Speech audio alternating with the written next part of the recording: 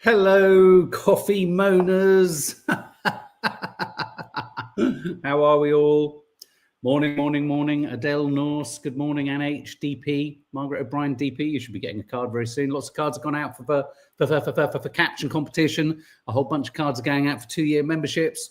And we've hit a bit of a snag only with the members' badges, because you have to fill out a customs form for every single one that goes abroad. So that's a little bit annoying. I don't know whether it's because it's got a pointy thing in it or whatever. Hi, good morning, everyone. Rachel Pickard, Sophia Lopez, Gabrielle, Hazel Malbon. If you haven't, do subscribe. We are here 5 to 6 days a week, coffee moaning like mad, going through the news, going through features, talking about life, catching up, shooting the breeze, chewing the cud, crushing a grape. Morning, Zoe. You're going to like today's. We're talking about Kneecap.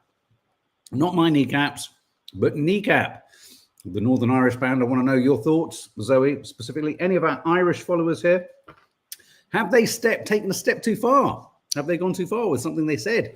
Or is there an entire sort of mission here, a sort of a cancelling mission going on, which is, you look hard enough, you're going to find what you need to find in order to be able to try and cancel someone. Do you get what I'm saying?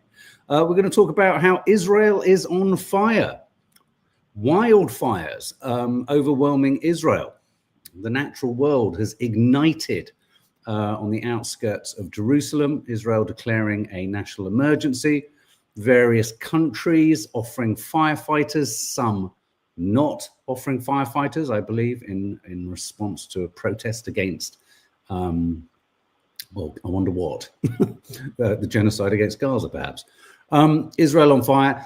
Settlers get bolder. I want to share a story with you about the head settler, not the head settler, not Daniela Weiss, as we saw in Louis Theroux's documentary, but interesting piece in the Telegraph, of all papers, today, the Tory Graph, an incredibly pro-Netanyahu publication.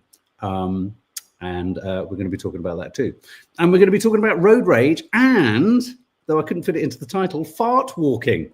Do you fart walk? And no.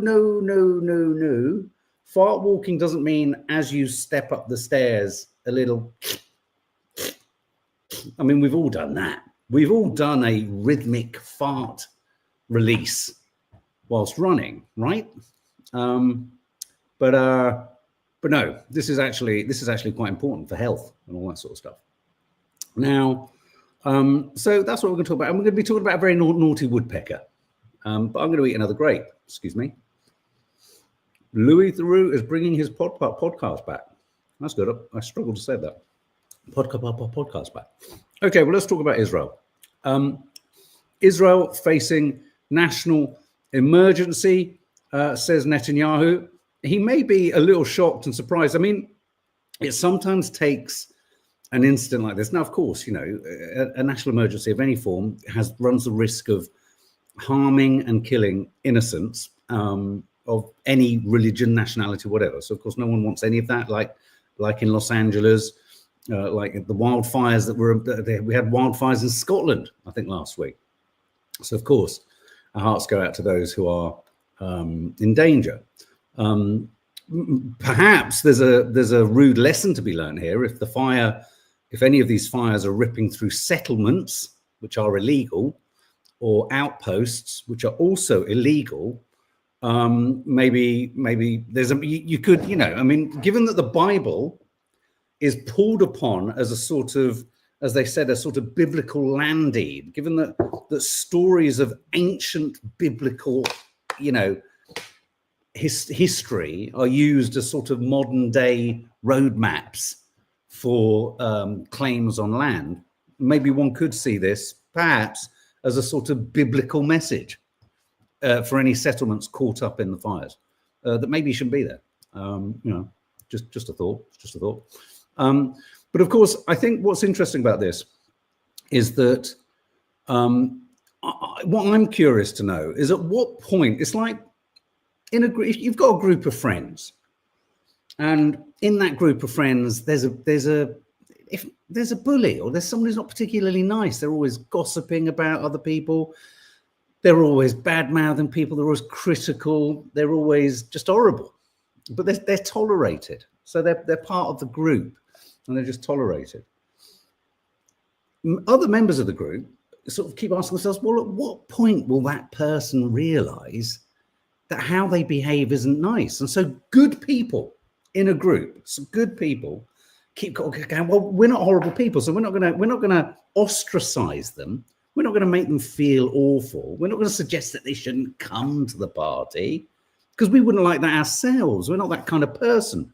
This is what Israel is doing on the international stage. It's like they work on the premise that the vast majority of people aren't horrible enough to say, oh, we won't, but at what point will Netanyahu and Israel go, fucking hell? Even when there was a great big fire, countries like Greece said no. Would they stop and think, oh, maybe we're doing something wrong? This is the bit that I find staggering about the whole Israel crisis, about the settlers.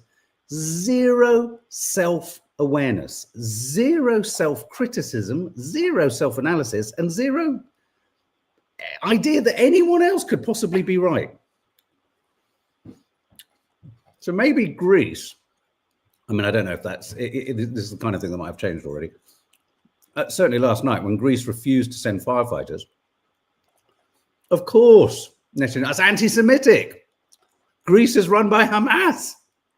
No, just maybe people are fucking sick to death of you committing a genocide without anyone else in the world saying or doing anything about it. Claire Max plays from the Bible. Ezekiel. Is it Ezekiel? The people of the land practice extortion and commit robbery, so I will pour out my wrath on them and consume them with my fiery anger. It's a fair point Claire Max plays. The settlers can't pick and choose the passages in the various Bibles everyone is calling from to just pick and choose. It's like literally, let's get a Bible and let's redact it. Judea and Samaria, yeah, that's us. No, forget that bit. Oh no, be kind to your neighbor. No, don't like that bit. No, redact. Fire and yeah. Pray to another god. Yeah, keep that bit. Right now, Netanyahu must feel, and of course, look, as I'm going to reiterate, before those people who go for Kneecap try and kneecap me. Anyone caught up in this, it's hideous. You don't want anyone to be caught up in a natural disaster such as this at all. Horrendous. But it does beg the question of the government that when they turn to the world, and perhaps the world is like, nah, sorry, mate, not interested. Don't just get angry about it. Don't just scream anti-Semitic. Don't say Hamas or Kneecap. Just go, oh, fucking hell, maybe we should rethink how we treat people. Fucking hell, God forbid, maybe we got it wrong. I wonder if anyone's ever said to Benjamin Netanyahu, have you ever admitted that you're wrong? I'd love to ask him, have you ever said sorry for anything?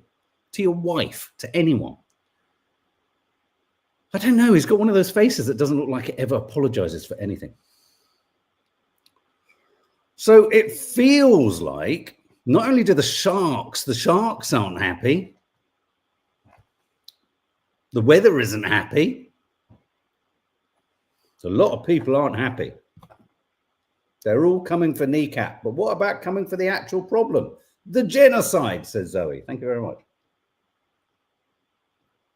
Very good point. Well, let's have a look at some images of this fire. There's a guy with a pencil through his head. No, must be something in it. It looks like a Tuscan raider. Here's the fires sort of tearing through parts of, sort of heading towards the outskirts of Jerusalem. I've got to say this honestly. I'm going to be honest. And I would say this of any other country.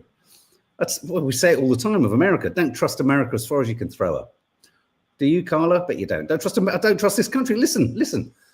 Where was it in the press? Why didn't they recall Parliament when the RAF struck Yemen, the Houthis, not last night, but the night before? Hang on. Starmer said, if the legality is sorted, if the rationale and the reason is agreed, and only if Parliament is convened, would anything like this happen? Then 2 nights ago, we got RAF Typhoons bombing the Houthi rebels in Yemen. Why are the Houthis interfering with international trade? Because they are saying, stop the siege and the genocide in Gaza. It's directly related. And our government didn't even ask Parliament, didn't ask any of us. I didn't sign up to that. I'm not part of that. So in terms of, this idea of, now I'm about to give Israel a kicking. Give Britain a kicking. Give America, give fucking nasty colonialist, imperialist countries. Nasty, nasty, nasty people. Deceitful people. Liars. My problem with Israel is, even with a crisis like this, they have so blotted, Netanyahu's Israel has so blotted their ink pad on the international stage. I don't trust anything. I don't trust anything. Even if this is real, which it probably is, I don't trust that baked into this, there will be some opportunistic advantage sought from his government.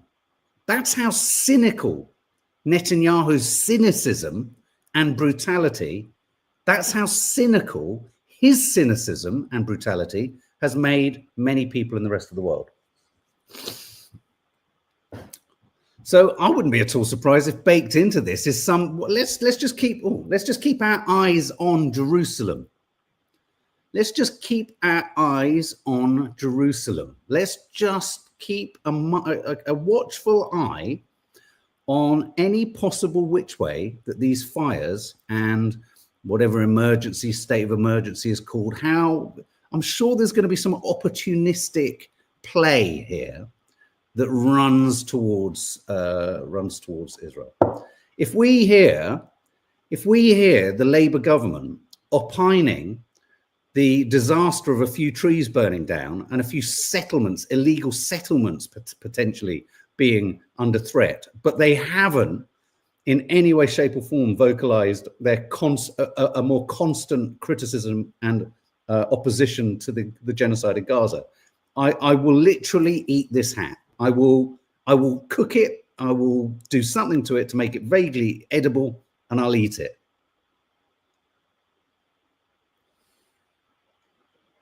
Because I smell a rat. I smell a rat. I wanted a song there, but I couldn't reach for one in my strange head. I started, but I couldn't find it. So yeah. So those are the sort of relatively undramatic images of fire.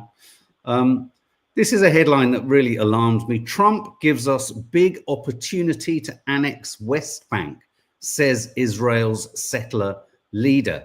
US president wants to stabilize the world, says Israel Gantz. You know you're facing a problem when the spokesperson in question for Israel or the Israeli settlers, his name is Israel. It'd be like Donald Trump calling himself America First Trump.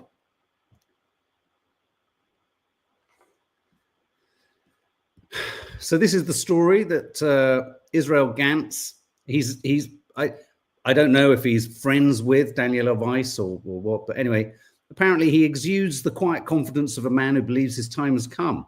3 months ago, this guy was the US ambassador, or is the US ambassador to Israel. Oh no, sorry. This guy, 3 months ago, Biden's US ambassador to Israel, was refusing to take his calls. But now Mike Huckabee, the new ambassador, is a great friend of Israel Gantz. And Mr. Gantz is head of the Yesha Council, the political leader of Israel's settler movement in the West Bank. And I think this is something that really needs to be reiterated after the Louis Theroux Settlers documentary. I was talking to you, Natasha, about this morning. The bear trap that the right-wing media and the Netanyahu's Israeli propaganda press, the bear trap that they wanted to set or want to set for anyone trying to talk about the truth of the atrocities that are going on and have been going on for over 75 years, this is remarkable with this documentary. So why did they pull down the Gaza Surviving a War Zone documentary? Let's pretend we're in class. Let's do media studies. So anyone in class, can you all now tell me what was the reason for the BBC pulling down the living or surviving a war zone the documentary in which there were a number of children featured. What was the reason? What was the reason that 69 or a number of really quite sort of toe-curlingly embarrassing individuals in the media decided to put pressure on the BBC and sign a petition and seek to have the documentary taken down? Hit me up. Oh, is that Nads? Hi, Sawalha-Adderleys family. Because I didn't write that. That's weird, isn't it? I was like, I didn't write that. I love media studies. Dear Heart. Good. Yeah. Anyway, any other hands? Dear Heart seems to have it. Any other hands? Any other hands in the room?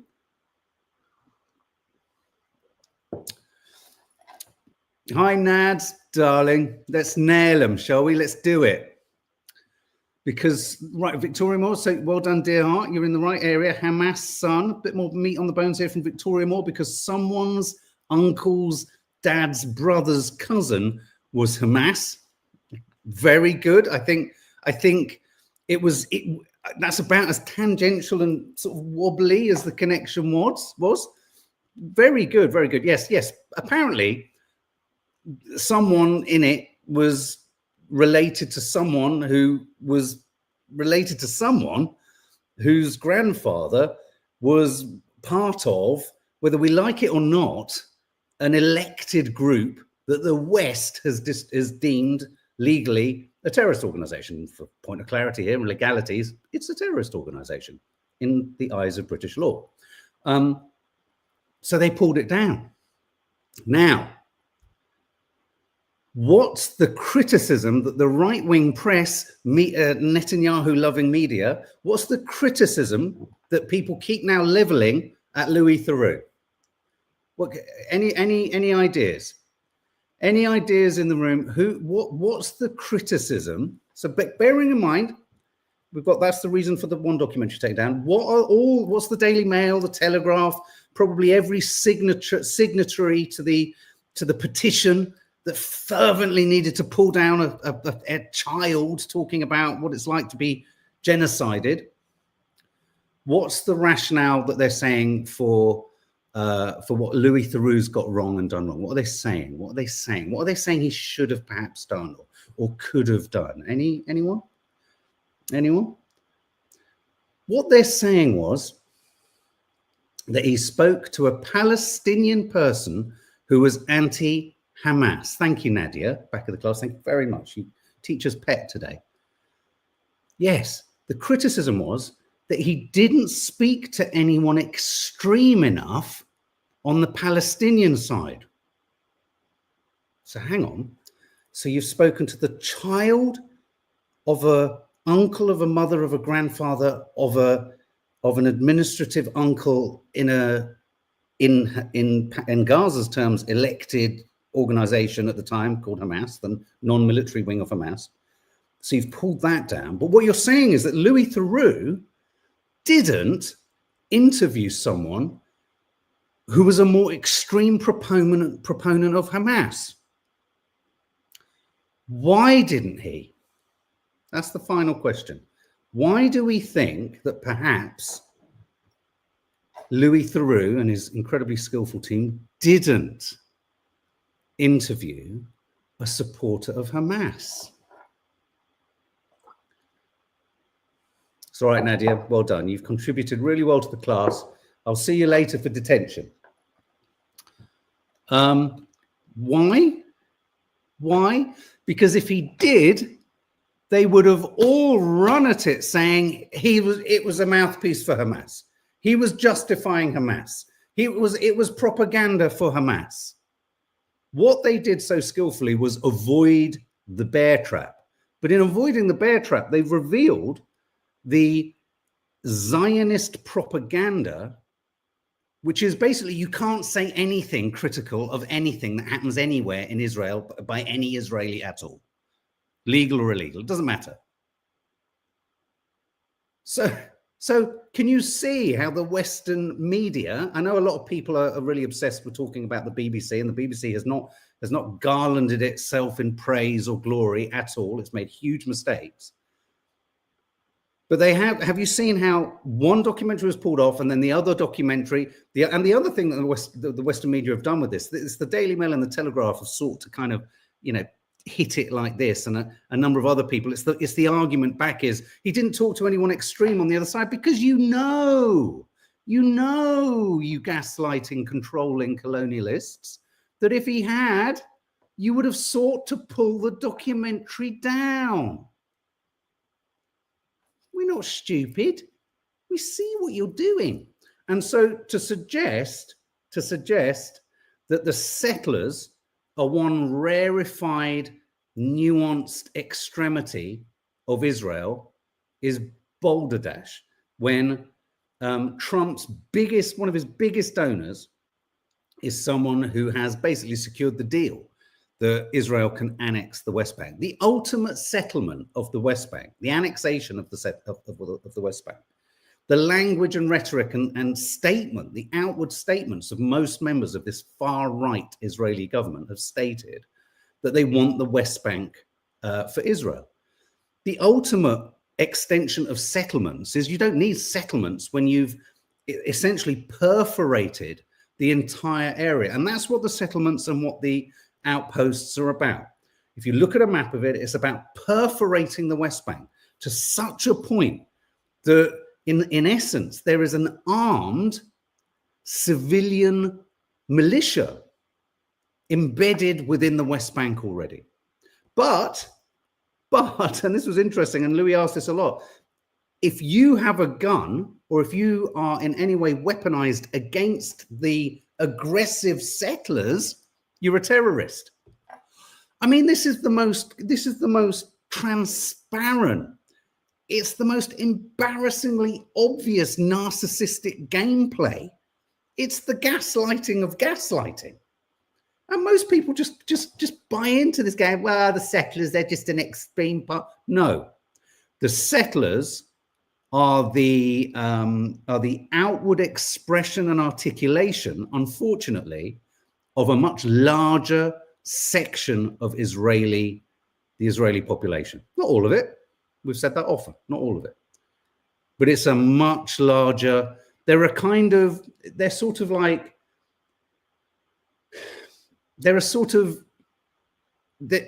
as Daniela Weiss said, Netanyahu can't say he likes what we do, but he likes what we do.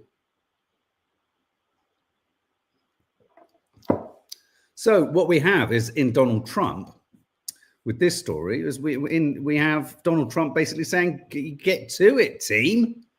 Get to it. You're going to, they feel very enthused and encouraged and supported and off to the races. So let's talk about, in the context of all of this, let's talk about Kneecap, shall we? Here they are. Kneecap, Northern Irish band. Go and check out our review. There's a brilliant film in which they star as themselves. Northern Irish hip hop rap band group. The film obviously gave them a huge amount of publicity. They tackle and they are proud proponents of, a united Ireland, the Gaelic language. They were born out of the Troubles. They navigate a fine line between protest and performance. The film is incredibly entertaining and interesting, and speaks to the, whether we like it or not, the colonial past of Ireland and how the British English chopped it up. Well, of course, we know, and you probably are aware, they caused great upset at Coachella.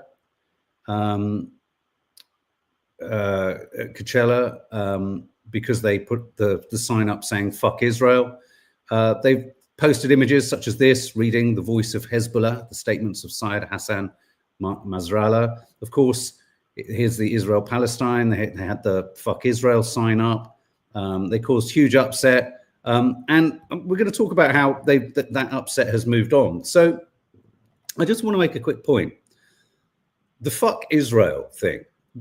What I think people are losing sight of here is Kneecap are the latest iteration in what I would describe as a long line of agit, prop, punk kind of outfits. They're They are about offending. They are about agitation. They are about using music to annoy people and provoke and to attack and to challenge and to question. And if I'm really honest, I don't think there's enough of that in music anymore. I mean, you know, there just isn't. I mean, music is no longer a tool for agitation and change. And the very fact that many of their songs, I think most of their songs, if not all of their songs, correct me if I'm wrong, Zoe, any other Irish followers here or fans, you know, singing in Gaelic, singing in Irish is a key part of it for them. It's about, you know, cherishing and championing their Irish heritage. Zoe, they better not be getting cancelled. I have tickets to see them. Now, where it gets complicated is what comes with. So when you hear Kneecap, in the same breath, think of a band like the Sex Pistols. And think about what the Sex Pistols have become infamous for. And in fact, what our friend Lisa is a huge fan of the Sex Pistols. Think of the iconography. This is a real media lesson today, isn't it? Think of the iconography of the Sex Pistols. You know, it was sacrilegious. It was images of the Queen. It was scratch. It was vomit. It was violence. It was aggression. God save the Queen. It was kind of spit in the face of it all. And yet at the same time, isn't it weird? It became and has become quintessentially English. So it was radical. It was counterculture. It was, to say someone like my very conservative granddad, utterly disgusting and something that should not be allowed, though he wouldn't say it like that because he wasn't a Tarquin.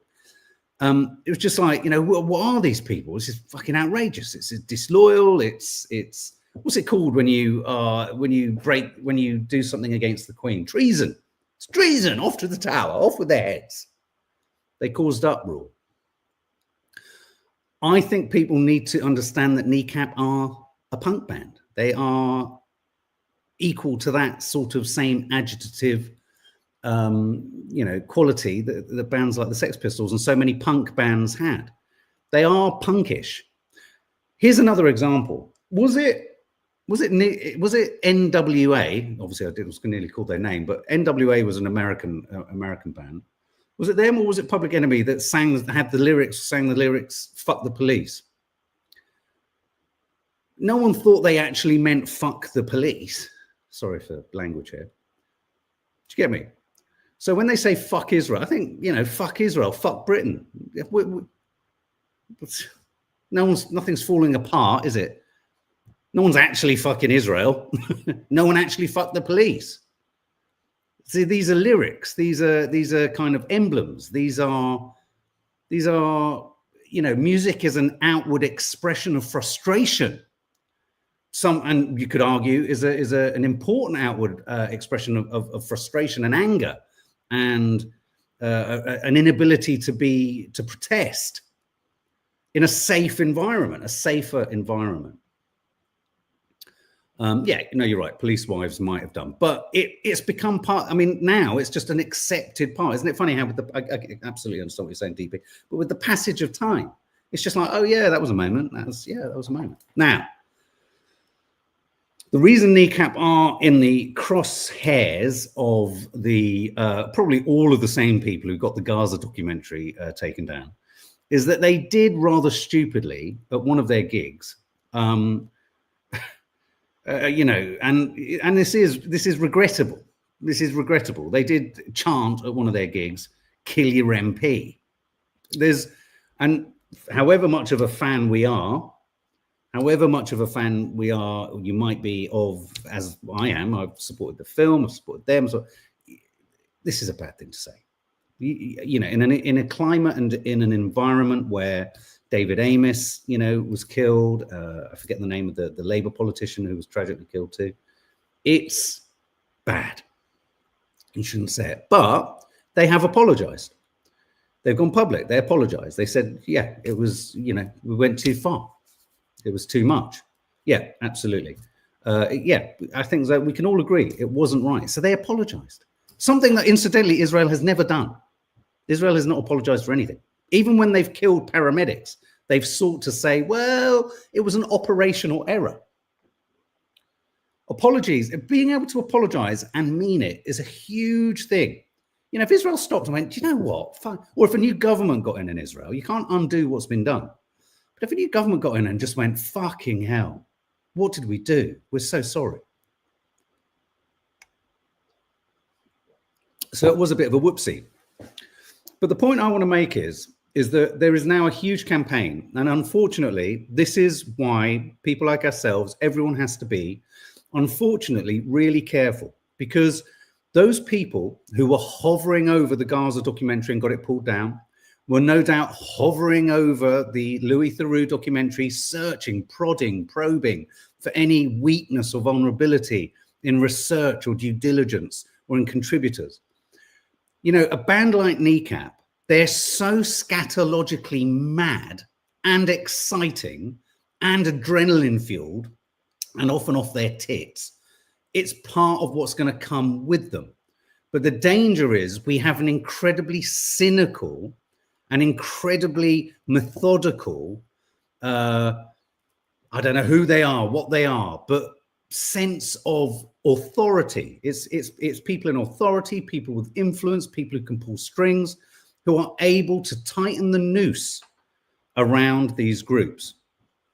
And I think we are a little bit, I think Kneecap find themselves at a little bit of a junction, a difficult junction for them, because I don't think, knowing the three members of the band and seeing the film and everything else, I don't think they're the kind of guys who are going to just kind of, they've apologized, but I don't think they're the kind of guys who aren't going to make mistakes again. They're not the kind of guys who are going to not pull their punches if they feel something strongly. And that's what's great about them. But there is a huge pressure, and the government, I think even the Premier of Ireland, have expressed their outrage and upset regarding the Kill Your MP statements. And these statements are now being used as a reason to get them pulled from Glastonbury. And also, I think they've had their Eden, they had a gig in the Eden Project, has also been pulled too. So really, it's a salutary lesson in just being careful. Even when you're rageful and immediate. And so anyway, in terms of Kneecap, a petition has started, and I would encourage everyone to sign it. The Pulp, the band, the Pogues are among various artists who are defending Kneecap against political repression. Dozens of artists, including Pulp, Paul Weller, Primal Scream, have defended Kneecap, saying politicians should have no place in deciding who can or cannot play music festivals. The Irish language rap trio have received heavy criticism from across the Commons over claims that they called for MPs to be killed. Ministers have put pressure on the organisers of the Glastonbury Festival over the group's inclusion on the playlist, while a gig at the Eden Project has already been cancelled. Kemi Badenoch has demanded the trio be banned. Obviously, with the murders of Joe Cox and David Amos, it is really regrettable. It is regrettable what they said.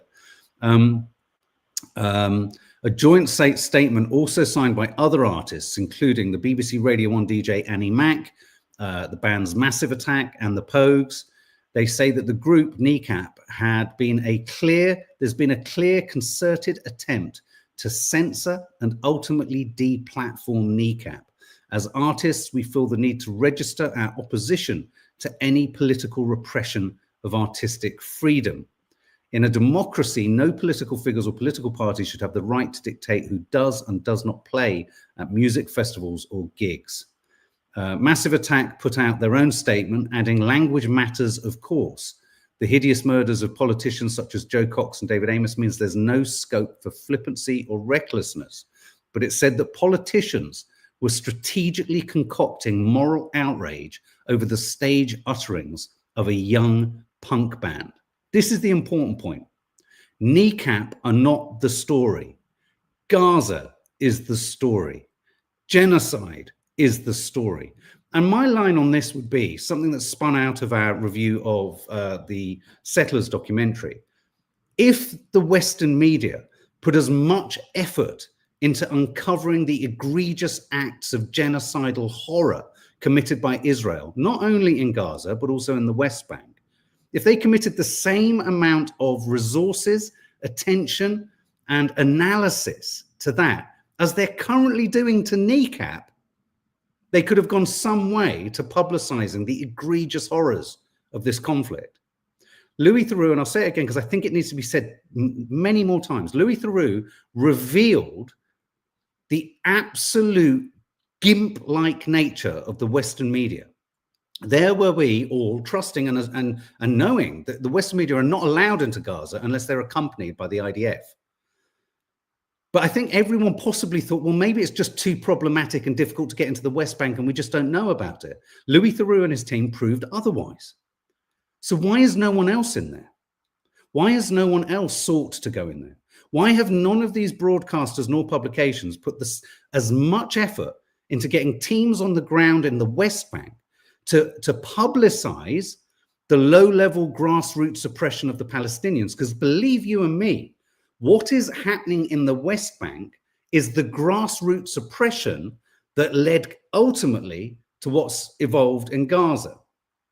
Why has there been no appetite to put the same amount of journalistic rigor into uncovering Israel's behavior as there has been into looking at every single piece or clip of footage taken by anyone, anywhere, everywhere, at any Kneecap gig, in the vague possibility that they may have said something that allows them, the counter-terrorist police, to investigate them? Why are counter-terrorist police not investigating the fact that our government is supporting and fueling, funding, and arming a state committing genocide and breaking, with countless examples, if you can't get on board with the genocidal definition yet, countless proven examples of humanitarian law being broken? It's shocking. It's shocking. Oh. If this carries, says Laura Lou, one day music will be banned, comedy banned, dictatorship incoming. Yeah, it's fine to control the population. Isn't it interesting how suddenly music, music, filmmaking, documentaries, No Other Land, the director was kidnapped and abducted by the IDF and settlers. And we're being told that settlers are just an extreme fringe. I don't think any settlers directly have committed the genocide, have they? Though I'm sure there are some. You don't. Hang on. The extreme. I mean, I heard someone say this morning on a message. They said, "Oh, but the settlers are just the extreme end of Israel." Hang on, we've got an even more extreme end to the settlers in Gaza, running over children, listening to their heads pop like melons with their tanks, wearing Palestinian women's underwear in their bombed homes. Oh, me, that's a good point. I remember Zionists were mocking Spanish people dying during the floods. That's true. Yeah, laughing at anyone who in any way vaguely was on the humanitarian side of things. Oh, I've got a really bad case of road rage now. Let's take ourselves away. So Kneecap need to tread carefully, and I do worry that, and I hope that this petition gains ground, and I hope that many of the organizers of these concerts, I mean, it's a difficult one for Glastonbury. It's a difficult one for Glastonbury because, you know, the groundswell of support for the Palestinian cause is amongst the youth, younger people. So, yeah. Okay, moving on. Road rage. Apparently, I was going to do road rage. I'm not going to do road rage. I want to talk about a woodpecker. This woodpecker here. Rogue woodpecker terrorizes village and smashes dozens of car mirrors and windows. You think you got a problem? Look at this. This woodpecker here has caused this man's, look, it attacks itself. I think it's got body dysmorphia. It's attacking its reflection. It's not attacking his mirror. Yeah, it's a rogue. This is just a silly story. A peculiar battle is underway in a small US fishing village with residents pitted against a destructive woodpecker.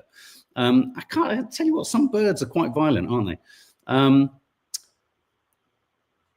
They're facing a feathered foe armed with rubbish bags and towels instead of stock and stones. Over recent weeks, the rogue woodpecker has wreaked havoc on the town's vehicles, damaging more than 24 wing mirrors and even a side window.